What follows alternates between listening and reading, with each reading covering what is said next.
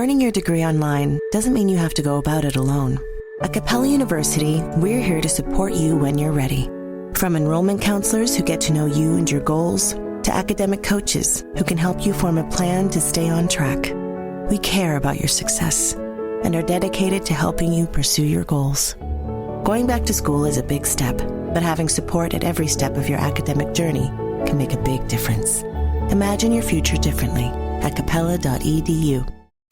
This is what you do when you've just found that statement handbag on eBay and you want to build an entire wardrobe around it. You start selling to keep buying. Yep, on eBay.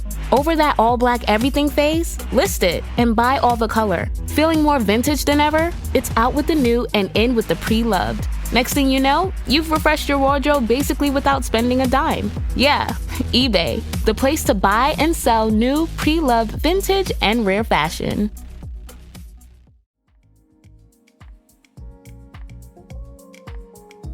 Hey guys, what's up? Welcome to Back to the Show. Thank you so much for clicking on today's episode. My name is Lily, I'm your host, and this is the first episode of season 12, which is really exciting. We are doing a little series that I'm calling the Solo series, which is essentially just taking it back to the basics. We're going to do about 6 weeks of solo episodes, and then by the time this season's over, it'll be like mid-May, early June. And we'll just kind of see where we're at, how we're feeling, how you guys are responding to the series, and just kind of like reassess. But as for now, solo series is happening. Just me on the mic, old school podcasting the way it used to be, and I'm pretty pumped about it. So I hope that you guys are doing well. I hope that you are subscribed to the show. I hope that you're following the show on Instagram, all the things to stay updated with the latest. And speaking of staying updated, this episode is going to be all kinds of life updates and a little bit of a Q&A at the end and just kind of catching up because it's been a minute since it's just been us and since we've kind of caught up. So I feel like I kind of owe you guys a little bit of a life update. So I literally just made like a bulleted list of life updates, and then there are a couple questions that you guys had at the end, whether they were questions about me or just questions in general or situations that you needed advice on. So we'll get into those at the end. But let's just go ahead and dive right in. I guess I'll start with the biggest life update of all that I have for you, which I'm not necessarily hesitant, but I'm a little nervy. And I don't know why, because it's really nothing to be nervous about. But I think over the past couple months, I've just kind of become more private, and I haven't really enjoyed sharing things until it's over. And so I think my hesitancy of sharing comes from the fact that it's not like completed yet, and I'm in the middle of it. And I feel like if I'm in the middle of something, sharing things always means that you're going to get feedback. And not all feedback is necessarily bad feedback, but I just don't necessarily want feedback on this decision because it's like solely mine and something that I just have felt so heavy on my heart for like the past year, and just something that I feel like I wanted to do and like finally do and finally finish. So without further ado, I guess I won't keep you guys on the edge of your seat for too long, but I decided to go back to school, which is really exciting. So I am over halfway finished with my degree, and I'll kind of walk you guys through my whole college situation because that was actually a question that someone asked. I was going to do it in sections, like bullet points of my life updates first and then answering your questions. I guess I can share a little bit about my college background in a second, but as you guys are listening to this, we're about 10 days out from my 24th birthday, which means that's completing my 24th year of life, entering my 25th year of life. And I feel like it really has taken that long to decide or determine that one of my callings is listening, which is kind of weird because I have a podcast, but I just feel like I'm a really, really good listener and I'm a really good advice giver. And that's something that my friends have kind of called out about me. And so I've really just been praying hard about it for the past couple months, really just been on my heart for about a year. And I decided to go back to school. I'm attending Liberty University and I'm pursuing a degree in psychology with an emphasis in counseling. So that is my biggest life update of all, is that I'm back in school, which is really exciting. And like I said, I think it took a really, really long time for me to decide what I wanted to do. I guess now I can give you guys a little bit of background on my whole, I guess we'll start with like high school into college. So I grew up in Ocean City, Maryland, and I graduated high school in 2018. As a college senior, I thought that I wanted to go to law school. So I applied to colleges as a poli-sci major, which is really funny because now if you think about me, I have my political opinions, that's for sure, but I don't like to get political and I really don't like to argue about politics. So it's just funny that I was a poli-sci major, or wanted to be. But I thought that was the best to go to law school. But now I kind of know, like, to go to law school, you can really be any major. But anyway, applied to colleges as a poli-sci major and decided to go to a really small liberal arts school in Greencastle, Indiana. It's called DePaul. And I went there for about a year and a half. Long story short, I decided that the poli-sci path was a little bit too aggressive. I didn't really like arguing. There were just a lot of, if you're in college now, you understand that the political climate is very difficult to be a student in, and it's difficult to voice your opinions, especially if you have a professor or have a majority or have a student population that kind of believes the majority of one thing. And so I just was like, you know what, poli-sci, not for me. I like the history. I'm not really interested in the political part of it. So I switched to comm because at the same time I was vlogging. I had a YouTube channel. I figured that comm was just my next best bet. So I attended DePaul for about a year and a half. And then the second semester of my sophomore year, I really, really, really struggled with depression, anxiety. I was living in a sorority house at the time, and just everything, like my world just seemed to be like crumbling around me. And I just remember sitting in my car in the Kroger parking lot, and I called my mom and I was like, I just don't think I can do this anymore. And I don't even really know what this was, but I just couldn't do it anymore. I just felt like there were so many things wrong, and I was really depressed, really anxious. Obviously, there's a lot of drinking that goes on in college. That didn't help. And I just felt like I needed to come home. So I decided to transfer to Salisbury University in January of 2020, right before all the shutdowns. So it actually worked out kind of conveniently that I was already home and paying in-state tuition for a school that was close to me. And I was taking a couple classes a couple times a week. So I was just commuting up to school, and the shutdowns obviously impacted everybody, but as far as my academics, it didn't really impact me that much that semester. At the same time, though, I was applying to different schools and I wanted to go back to a campus. However, I decided that that wasn't really a good move because I wasn't sure what like the campus climates would be because of all the shutdowns. So I think anyone who was in college during that time frame kind of relates because a lot of people transferred, and it was just like a weird time for college students. And so I decided to transfer to University of Maryland Global Campus, which is the online platform for Maryland schools. So I did online school for about a year and a half. And then in the fall of 2021, I was really just unhappy with my studies. And I was kind of like falling off track. I was really not motivated. I mean, by that time I was a college junior studying communications, which I really wasn't passionate about to begin with. And I was doing it online, and it just wasn't really what I wanted. And I was the type of person in high school that like dreamed about college. I was so excited about it. I wanted so badly to be in a sorority. I couldn't wait to make all these good friends. Like I'd always struggled with friends in high school. And so I was like so excited to go to college to make all these friends. And then now I'm doing online school. I'm living at home. It was like peak shutdown time. So like no one was having fun. And I was just like, you know what? I feel like I just need to take a break from school. So I withdrew from my classes and I gave myself a timeline. I think I said 6 to 8 weeks to find a job. And then if I didn't find a job, like a real big girl job, then I would go back to school.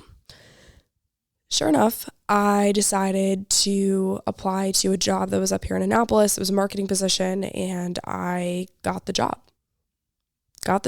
And I was so surprised and really grateful for the opportunity. And life just started to move really, really, really quickly. And got a condo up here in Annapolis, moved, left my hometown, left my family. Conveniently, though, my little sister Lexi was completing her esthetician school around the same time, so she decided to move up to Annapolis with me. So both of us were freshly new to living on our own, besides like living in a dorm or sorority house in college.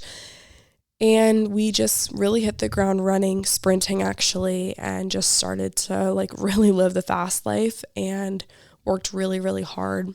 You guys know the other half of my story, and if you don't, I'll definitely go into more of my story and more of my testimony. That's kind of like my college and schooling. Wedged in there, I also went to the Institute of Integrative Nutrition. I took a yoga teacher training, and I think that's it as far as like other schools and certifications go. But yeah, woven in there is some health and wellness stuff as well. All that being said, so far, I've decided that Liberty is a very, very, very well put together online school. I have a little less than half a degree left, so it'll probably take me about 1.5 to 2 years to complete. And there's not a single class that doesn't look interesting to me. Like, I'm so intrigued by all the topics, and I'm actually excited about my schoolwork. I feel like that will probably start to wear off. Like the more I get into my schooling, the newness and the excitement will definitely start to wear off, because that's just kind of how it goes. But I am really feeling good about this. I'm feeling excited about it. And I just think for the first time, I'm able to pursue something that I think will help people. Not that communication doesn't help people, but I don't think I would go back to school for comm. I know that I wouldn't go back to school for comm. Like, the only degree that I would want to and am going back to school to pursue is psych. And I think that can help to open more doors so I can continue to help people. So that's my big life update, is that I'm back in school and I'm excited about it. Definitely prepared to get a little more like online school content. It's really interesting being back in school as like a full adult. Let's use the term full adult loosely, because I still feel like a little kid sometimes, but it's just interesting. I think now that my brain is close to being fully developed, I have a different appreciation for it, and I was just kind of craving the challenge and craving the knowledge, and I think I'm ready to really be in school and enjoy it, if that kind of makes sense. So that's my big life update, and prepare for some school tips and tricks podcast episodes, and just kind of like continuing to follow along on my adventure of this crazy life that I live. Okay, next life update is my social media break / becoming more private online. I posted a Ask Me Anything bubble on Instagram stories, and like 12 of you asked where I've been. Okay, so I think I've kind of touched on this in the past 2 or 3 podcast episodes, but I guess I'll just kind of go over it again, because not everyone listens to every podcast. But I have just been taking a much needed social media break, and I feel like it's going really well. I did download the app again to post something for Lexi's birthday, but I deleted it almost immediately, and then I downloaded it again like yesterday, the day before, to look for something. And then I'm guilty. I did scroll for just a little bit, but I needed to giggle, and Reels had me giggling. So I scrolled for a bit and then I deleted the app. But it's really just a distraction, and I've just been feeling so much more private. And I don't know why, but I just have this like deep desire to make my life more private. And it didn't used to be that way. Like, I used to really like want to share things on Instagram stories, and like, I don't know, I feel like over the past couple months, I've just really been like picking and choosing what I want to share, and having these little like pings or like nudges, or like, it's definitely God's voice more than anything. Like, let's be real. But just like, hey, like maybe be cautious before sharing that. Or, hey, maybe let's keep that close to your chest. And not even in like a bad way or like I'm doing secret things, but just really feeling the desire to be more private. And so I'm not really exactly sure like where that's coming from. I was trying to write through it and Google and like look in my psychology textbook, like, you know, reasons I feel like I want to be more private. And the only thing that I can come up with is what I mentioned earlier about not really wanting feedback on things. And I don't know if that has come from a result of publishing a chapter in a book, like a very vulnerable chapter, and hearing people's feedback about that, which I was completely open and available to receive. But I think for the next couple weeks, months, however long this social media break is going to go, I've just really, really been closed off to feedback. Not like anyone was mean to me, not like anything happened, but I'm just feeling the desire to keep things personal and private. And I don't know, I'll be back one day. I don't really know to what extent, because I always wrestle with like, oh, you know, I can just make such a good career out of being on social media. And I just don't think I really want that, to be honest. Like, I look at the TikTokers and the Instagrammers and the trips and the free products and like this, that, and the other thing. And like, I feel like I've tried so hard to like wedge myself into that box, especially when I was on YouTube. For me, it just felt like it didn't work. Like, I just felt like inauthentic for sharing my life. And then even taking a break from social media, I went to look through my camera roll the other day and I almost had like no pictures from the past 2 weeks besides like of my dog and stuff. And I'm like, okay, well, this is a clear indicator of like why I'm taking pictures, the motivation behind taking pictures. So just like little things that I've been noticing lately, I'm like, okay, well, little mental check-in. Am I in alignment with who I'm supposed to be? Or am I just doing things with ill intentions? Or not necessarily ill intentions, but just doing things motivated by getting approval from others.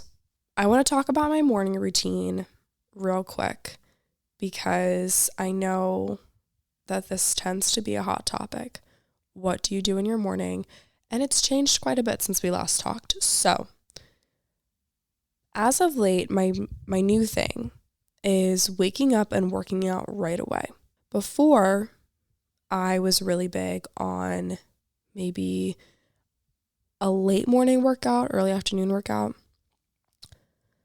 But for me, waking up and just going, like, wake up, make a cup of coffee and go. That's been really, really, really beneficial to me lately for a couple reasons. One being I get more sleep that way because I can do my journaling and my Bible study and everything like that after. But I am giving myself almost an extra hour of sleep, which is really nice. And also I just feel like I have such a more clear head and clear mind when I come back after a workout. Then I can shower, make a smoothie, which, by the way, my smoothie, guys, gotta talk about my smoothie. I actually tried a new protein powder. It's called Trevani, I think, or Kachava. They're both really good. The Trevani one you can get at Whole Foods, which is nice. So if you're just out of protein powder and you need to like run and go get some, like I can't go a day without having the smoothie. So like I was out of protein powder. I was like, all right, I need something stat. I can't wait for something to be shipped. So I went to Whole Foods and got this. It's really good. I just use vanilla protein powder. And then of course my Funk It Wellness seeds, which you guys have heard me talk about a billion times, but I love my Funk It Wellness seed cycling kit. Seed cycling is a holistic way to balance your hormones throughout the duration of your cycle, and it involves eating specific seeds during the 2 main phases of your cycle.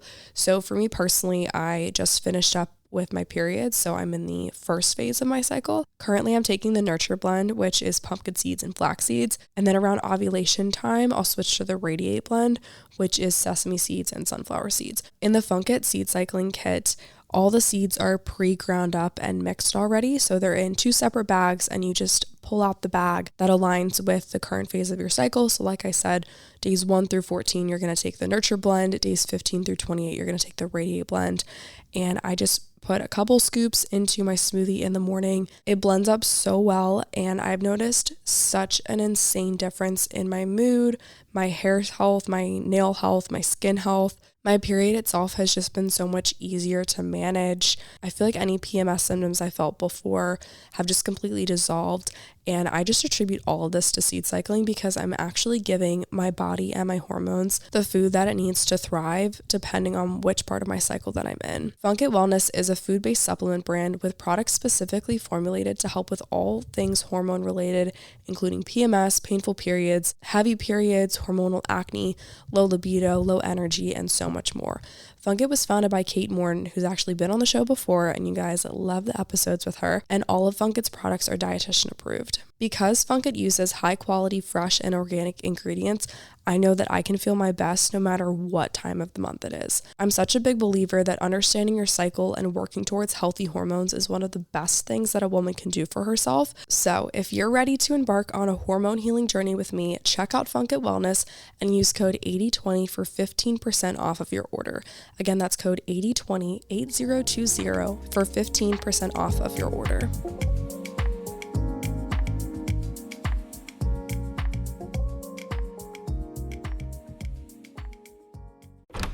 Sergeant and Mr. Smith, you're gonna love this house. Bunk beds in a closet? There's no field manual for finding the right home. But when you do, USAA Homeowners Insurance can help protect it the right way. Restrictions apply. This is what you do when you've just found that statement handbag on eBay and you want to build an entire wardrobe around it. You start selling to keep buying. Yep, on eBay. Over that all-black everything phase? List it and buy all the color. Feeling more vintage than ever? It's out with the new and in with the pre-loved. Next thing you know, you've refreshed your wardrobe basically without spending a dime. Yeah, eBay, the place to buy and sell new, pre-loved, vintage, and rare fashion. So I make that smoothie every single morning. It is my absolute go-to breakfast. I love it. And then I typically will make a cup of coffee. I've been loving the Nespresso caramel. I think that they're just called caramel. It's probably caramel something. Caramel ribbon, maybe? I don't know. But I love those pods. And I'll make that, my smoothie, and then I'll sit down with my current Bible study that I'm doing. My Bible study group is doing a study called Spoken, and it's from For the Girl. And we've been really enjoying that. So I'll work on that. I'll journal a little bit. And then I typically just start my day from there. This morning routine, if you include the workout, it's like a couple hours, but actually making my breakfast and sitting with my coffee and having my quiet time, that's typically like 45 minutes to an hour. So I just have really been keeping it simple. I'm not doing anything crazy. I just work out and then make my smoothie, make my coffee, and then do my journal and read. So that's pretty much it. And then my bedtime routine has completely changed, especially since deleting Instagram from my phone. I used to be such a scroller at night, but obviously now I'm not because I am not on my phone. So I've been good with my night routine and reading before bed. I'm currently reading Hello Beautiful by Anne something. I forget her last name, but it's really, really good. I'm currently about like 50 to 60 pages in. And it was kind of a slow start, but she has done a really good job of building the plot, building the characters. The writing itself is absolutely incredible. So I really recommend the book. It's a little on like the darker, sadder side, but it's really good. So been reading that. Absolutely loving the Neutrogena acne patches at night. Guys, these are the best acne patches ever. I've tried them all. Neutrogena acne patches, hands down the best. And then Salt and Stone deodorant. I don't know why I wrote that down because I'm not really big like product girly, but the Salt and Stone deodorant is really good. I used Native deodorant for a while, but then I kind of decided that it wasn't really working for me anymore.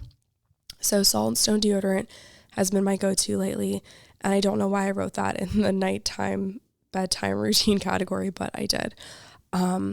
And then, after I read for a little bit, I just turn off the light and go to bed, and I've gotten the best night's sleep now that I'm not scrolling before bed. So huge game changer. I knew that it would be, but I just had to like cut the Instagram addiction, and it's been going well. As far as the podcast goes, / projects that I'm currently working on, we have a new podcast cover shoot in May, which is really exciting. And I had a photo shoot in the fall, but it just really did not turn out the way that I planned it. And I was really, really bummed about that because I just had to go with a cover that was from the Deserts to Mountaintops announcement shoot.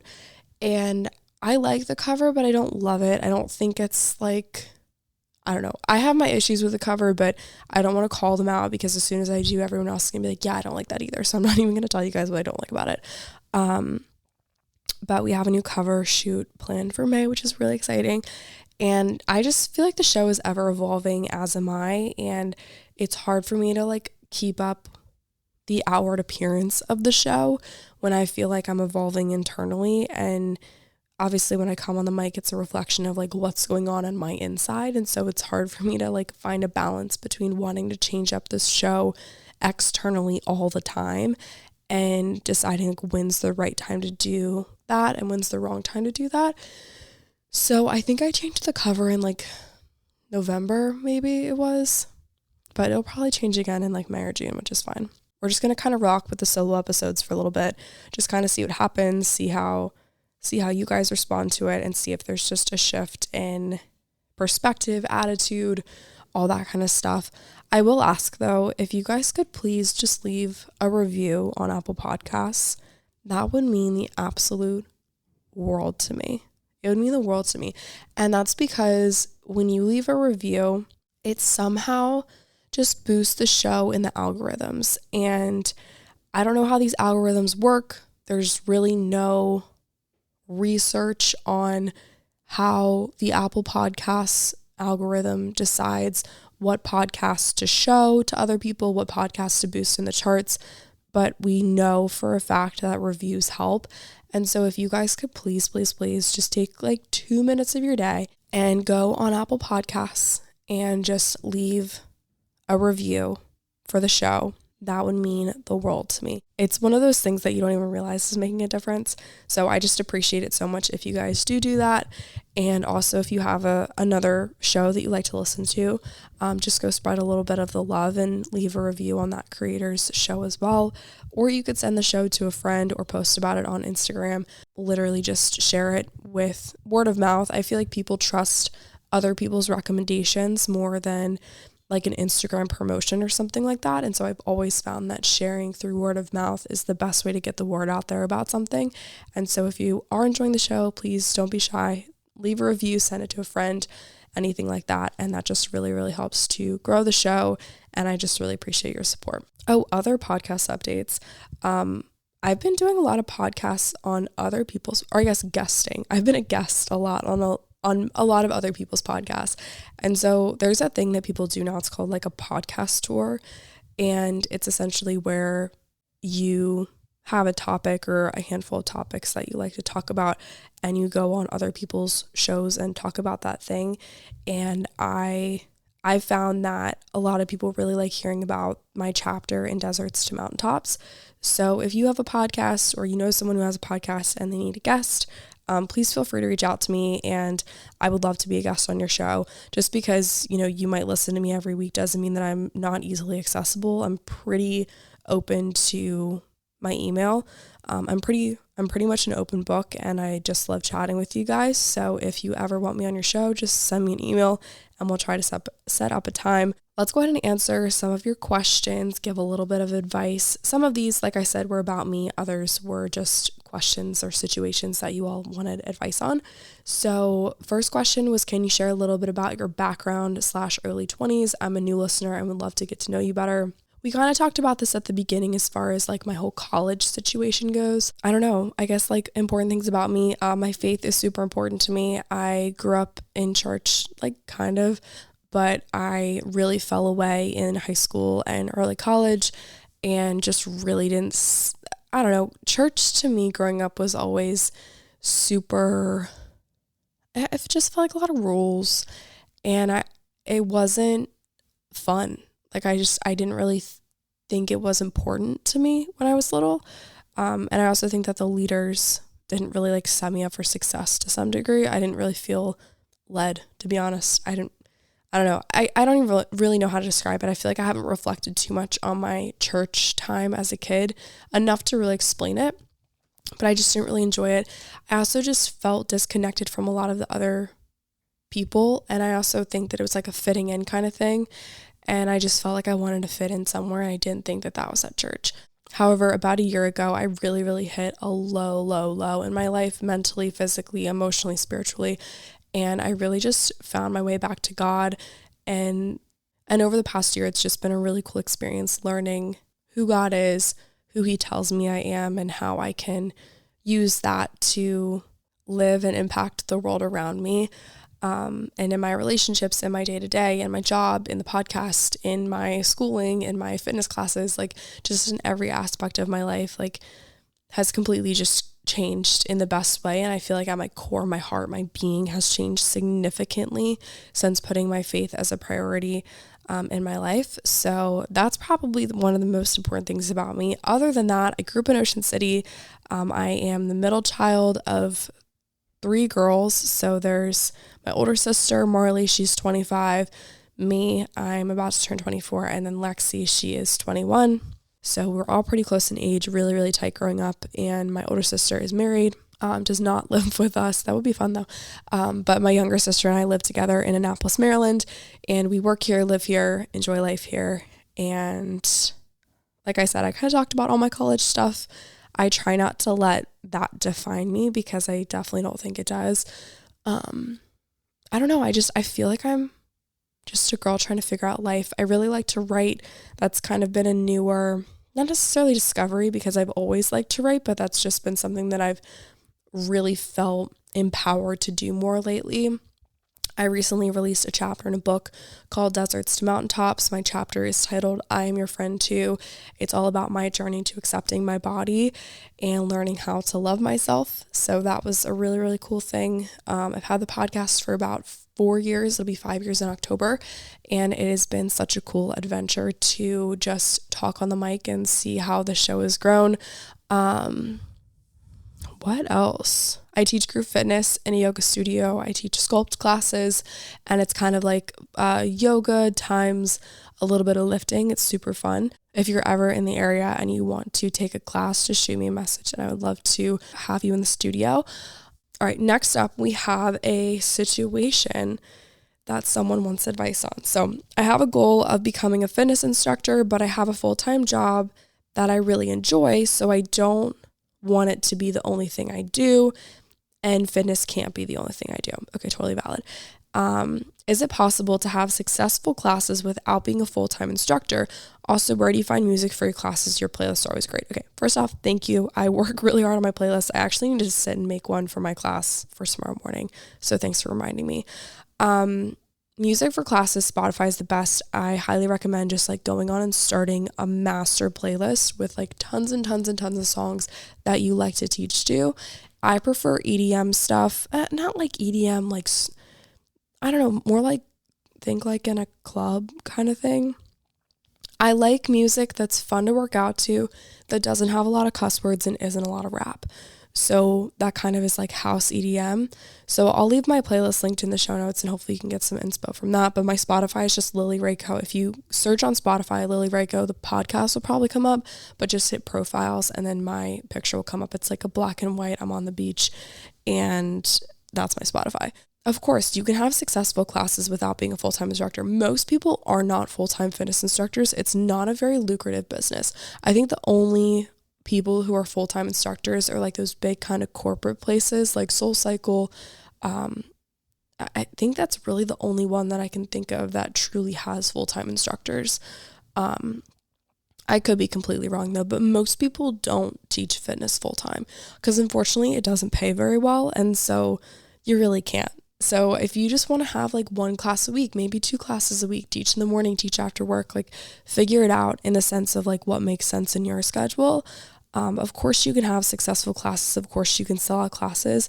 I just really encourage you to create a community within those classes and encourage people to come back and work out with you because you just create a space that they love to be a part of. And I think that that's the biggest thing as a fitness instructor. You have to make people feel seen, feel heard, and feel like they're in that room and they are equipped with the tools that they need to be successful, but they're also being challenged, but they're also being seen. So if there's, a move that you cue or a pose that you cue, You got to give all kinds of different suggestions. You have to be able to cue with your voice first and then do hands-on assist. You have to be able to, cater to the 75-year-old, gal in the corner who's trying to get her workout in, and the 20-something cute girl who's got her like little set on and she always hits the gym, or like the guy who's training for the Ironman that is just in your class because he thought that'd be a fun thing to do with his girlfriend. Like, you have to cater to all these people at the same time. So, there's a lot going on in the room, and I would hope that whatever studio you decide to teach at, they give you the education that you need to be successful in whatever you decide to teach in. I feel like that was a lot of different points that I'm trying to wrap in one answer, but my answer is yes, absolutely. You can be successful without being a full-time instructor, because most people are not full-time instructors. Oh, this one's cute. Just out of curiosity, are you dating anyone right now? I know you became more private online, but I just wanted you to know that I'm rooting for you because you deserve the best. That's really cute. I will admit I'm on the apps, guys. Okay, I'm on the apps. I'm on Hinge. Met a couple cute guys.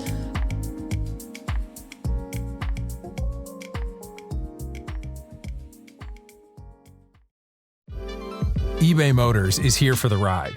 With over 122 million parts, you can make sure your number one ride or die stays running smoothly. Brake kits, LED headlights, bumpers, whatever your baby needs, eBay Motors has it. And with eBay Guaranteed Fit, it's guaranteed to fit your ride the first time, every time. Plus, at these prices, you're burning rubber, not cash. Keep your ride or die alive at ebaymotors.com. Eligible items only. Exclusions apply.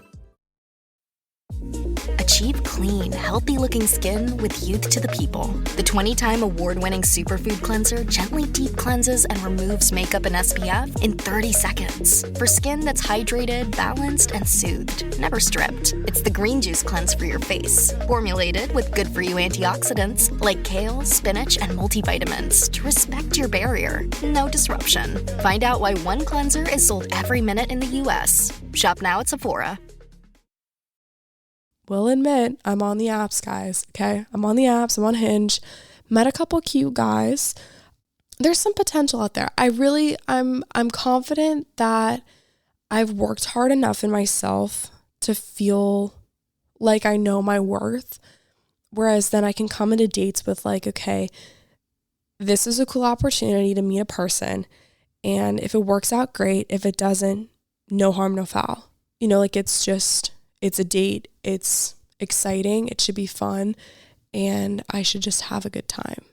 And not in the sense of like, I'm trying to like date around or whatever, have a roster, but just like, date a couple guys, like see what's out there. Cause there's a lot out there. There's some good potential. And, I know that there's a really good guy for me. I also have very high standards and I'm very, very picky, which is definitely not a bad thing. But yes, I am dating, so thanks. That's really sweet that you said that I deserve the best. That made my heart so happy. Okay. Hi, I love the podcast. I'm a 19-year-old college sophomore who's struggling to find her place on campus and in my friend group. I know that you were in a sorority, and I feel like you might have some good advice for someone who is constantly comparing herself to her sorority sisters, and she used quotes around sisters, which I feel that. The group of girls in my house doesn't really feel like a friend group. Everyone is always talking about their bodies, how much they worked out, and how much they had to eat or didn't eat. I never used to struggle with body image, but now that's all I think about. How should I handle living in a house with girls who are only focused on appearance? And how should I undo the damage that I think that they've caused on my mindset? Girl, this is a very, very, very real and raw question. I'll start with, how can I handle living in a house with girls who are only focused on appearance? It's really, really tough because you truly become the people who you spend the most time around, and it can go either way. It can move in a positive direction or it can move in a negative direction. So the fact that you've even recognized that their mindset is rubbing off on you is super, super important. And it's a really critical component of beginning to do exactly what you said, undo the damage that you think that they've caused. You just have to continue to root yourself down in the truth of, okay, I know that I am loved. I know that I am worthy. I know that I'm beautiful. And I know that I'm taking care of my body in a way that it needs to be well taken care of. Furthermore, how can you undo the damage you think that they've caused? I think just starting to surround yourself with new friends. And even if that means getting out of the house, like I know that it's an extreme. You said that you're a sophomore. Some colleges, you don't live in the house beyond sophomore year. So hopefully if it's now the spring of your sophomore year, you're starting to potentially make plans to live somewhere else next semester. But get out of that house, even if it's just when it comes to living, like meal times and spending meal times with people who have a positive food mindset is super, super critical. Because if you're sitting at a table with girls who are, they all ordered a chicken sandwich and they're picking the bread off and they're only eating like half the chicken breast, like that's not okay. That's so not good for your mindset. And so I would highly, highly, highly recommend making sure that you're being intentional with your meals, making sure that you're getting a balanced meal. And as hard as it is, putting the horse blinders on, not letting their negative mindset that's only focused on appearance sway you in one direction or the other. Because if this is something that you've never struggled with before, but you're around it now, it's really, really, really hard to essentially undo that. Like I know firsthand, it's really, really, really hard to unrecognize insecurities that you never thought that you had until someone else pointed them out. And so I would just really say, like, stay rooted in who you are. You're beautiful. You're wonderfully made. You can eat a burger. Like, it's not going to be the end of the world if you do. And try to surround yourself with people who are going to lift you up and they're not going to tear you down, especially when it comes to the food that you eat. Can you share more of the process behind writing a chapter in Deserts to Mountaintops? It seems like a really cool experience. We'll love to learn more about how you got the opportunity and what the writing process was like. So, for those of you who don't know, I wrote a chapter in a book called Deserts to Mountaintops. It was published by Soul Speak Press, and my chapter was called I Am Your Friend Too. And it was a really, really cool experience. So I actually reached out to Jess probably about this time last year because I had heard her story on another podcast and I wanted her to come be on 80/20. So I sent her a DM and she replied like a couple hours later. I was really shocked and I was like, hey, you want to be on 80/20? And she was like, yeah, absolutely. So we recorded together, and shortly after I found out that they were still accepting submissions for this anthology.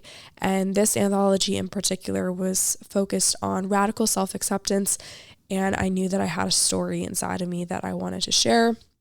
So very quickly reached back out to Jess and was like, hey, is this still something that you guys are taking submissions for? And she said yes, and we hopped on a quick call, and I was like, yeah, I'm super on board. She's like, would love to have you. It really all happened pretty fast. And all of a sudden I was submitting my first draft, like probably within the first month of signing on to the project. I submitted, maybe it was like months to 6 weeks. I remember submitting my first draft, and I would love to do an episode about the whole experience. I'd have to like look back at the timeline of things and the whole publication schedule because it happened so fast. Like I remember writing my first draft and it was almost like a confession to some degree. Like that whole chapter is essentially a set of stories that I never thought would ever be public and I never thought anyone else would know. But that's kind of what a confession is, and it's essentially the stories that I'm afraid to tell. And now it's in a book that's on the shelves of Barnes & Noble, and that's just something that I'm kind of mentally dealing with, but that's okay.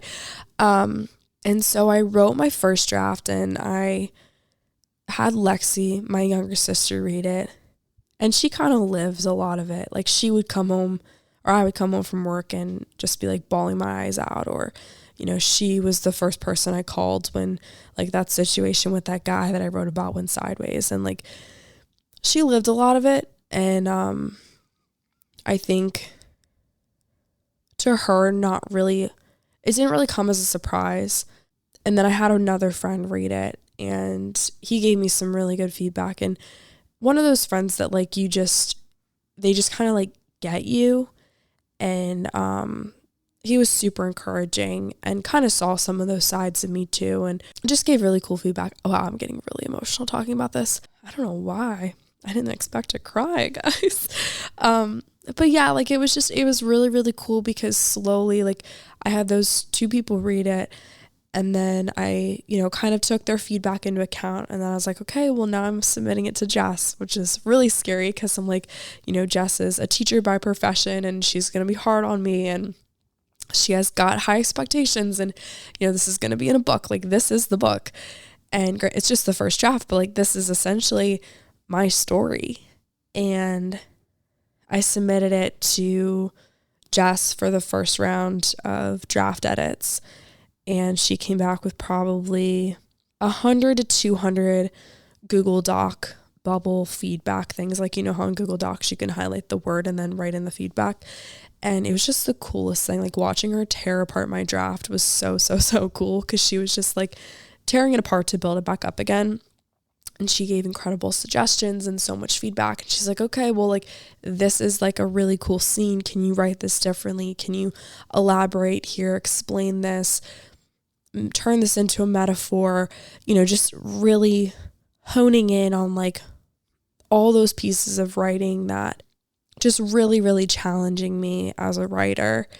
And I think that was one of the coolest parts of the whole experience, is that I grew so much as a writer, and being able to turn my pain into like a beautiful work of art to some degree is kind of freeing. So that was the first round of drafts, and then, comes back, I work on it for a couple more weeks, and then second round of drafts was submitted. And I think maybe we did 3 drafts. I can't remember. The second draft, once I worked through those first round of edits, I did a second draft and submitted that. Not too much change after that. Maybe I did a couple tweaks. I can't remember. And then I think the third draft was the final draft. And then it went into a copy edits phase, which is essentially where someone who is a professional reader and writer, copy editor, come in and read the draft and make suggestions, make changes, make sure that all the punctuation, all the indentations, all the spacing aligns with the style guide, just really, really put the finishing touches on the chapter itself. And then I just have to approve those edits. There was one line that we just like couldn't get right. And it was something about like taking shots at the bar, and I like thanked the nice gentleman for the drink. I think that we wanted to put a descriptor in to describe the gentleman who gave me the shot, as he had like a Top Gun mustache, like, like the Navy mustaches. He had one of those, like the guy that I was thinking of that bought me the shot. And so we like couldn't figure out what the descriptor should be. Like, was he the nice gentleman who had a Top Gun inspired mustache? Like, the sentence just got so lengthy. So eventually we took out the whole mustache thing. Oh, someone was going to put it as like the nice mustache gentleman. I was like, well, mustache can't really be a verb, kind of. So it was just like this back and forth of like, what word should we use, and which parts and pieces can be cut, how can we just make the story flow better? And so there was a lot of metaphors that I enjoyed, or scenes that I had written that didn't make it in, and hopefully they'll make it in a book one day. But yeah, it was just really, really, and obviously I'm so happy with the way that the chapter turned out, because after the copy edits, I approve them, and then it goes to print, and like it's put into the final manuscript, and then that goes to print. And so it was a really fast process, and I was really shocked at how quickly you can compile a book, especially working with like 19 to 20 other people on this book. It was just a really cool process. So if you have ever been interested in writing or anything like that, I would love to just talk to you more about this. And if you ever want to write your own memoir, go to Soul Speak Press, because they're the best. Like, I'll probably publish a book with them. So that could be really cool. One day. I have no plans like anytime soon, like no plans. I'm totally just talking to talk. But yeah, one day I will definitely publish a book, and hopefully it'll be with them, because it was just such a cool process. All right, we've got time for about one more question. I'm not going to say who this is from. I'm going to keep it anonymous. I'm currently 25 and been dating this guy, and we have a lot in common. We've been hanging out frequently. I enjoy spending time with him, but he keeps pushing my boundaries, especially when it comes to sex and physical things. He told me that no guy will want me if I uphold my boundaries, but we continue to date anyway. I'm just really confused by his behavior and wondering if what he said was true and if I should continue to date him, which is hard because I really do like him. Ultimately, if you guys are unaligned on important things, especially when it comes to your boundaries, you're not aligned. Like, plain and simple. Like, the guy that you are meant to be with is going to respect your boundaries and he's not going to push them. To me, obviously from the outside, I'm only getting like a couple sentences of your relationship, but to me, it just seems like there's definitely a better guy out there for you because he's pushing your boundaries. This is just like such a jerk thing to say, that if you uphold your boundaries, no guy would want you. I think that's kind of his way of saying, like, because you're trying to hold your boundaries, it's making it very difficult for me, if you know what I mean. I think that that's kind of what that translates to. But he continued to date you even after he said that. So he probably likes you, but he probably also wants to like have his cake and eat it too, kind of thing. Like, if he's going to be with you, he's got to respect these boundaries. And so if he's not respecting the boundaries, I don't think that you all should be together, plain and simple. However, it's valid that you're confused by his behavior because he told you one thing, but he's doing something else, especially when it comes to like, oh, no guy would want you versus like continuing to date you after. So it's natural that you're confused by his behavior. No, what he said is not true. I think a lot of times guys will say this. I mean, this is like the oldest trick in the book, right? Like, oh, no guy would want you if you're not gonna put out. And then they turn right around and say like, oh, well, you know, you've slept with too many guys. I mean, we're just gonna get raw and real here real quick. Like, oh, well, you slept with too many people, so I don't want you either. Like, that's the classic, like, you're damned if you do, you're damned if you don't kind of thing. So might as well just continue to uphold your boundaries and do what's right and stick with who you know you are and what you feel in your gut is right. And who cares what he thinks, because the right guy isn't going to challenge you, especially when it comes to this kind of stuff. So stay strong, and there are plenty of fish in the sea, and this guy definitely is not the one for you. So I wouldn't worry too much about it. I know that I'm giggling, but I mean, seriously, you deserve much, much better than this guy who is just kind of being a jerk. That is it for today's episode. I hope that you guys enjoyed this little chatty life update, got to know me a little bit better, got to catch up. If you did enjoy it, please be sure to give it a rating and a review. That just helps more people find and listen to the show. I love you guys so much, and I will talk to you next week.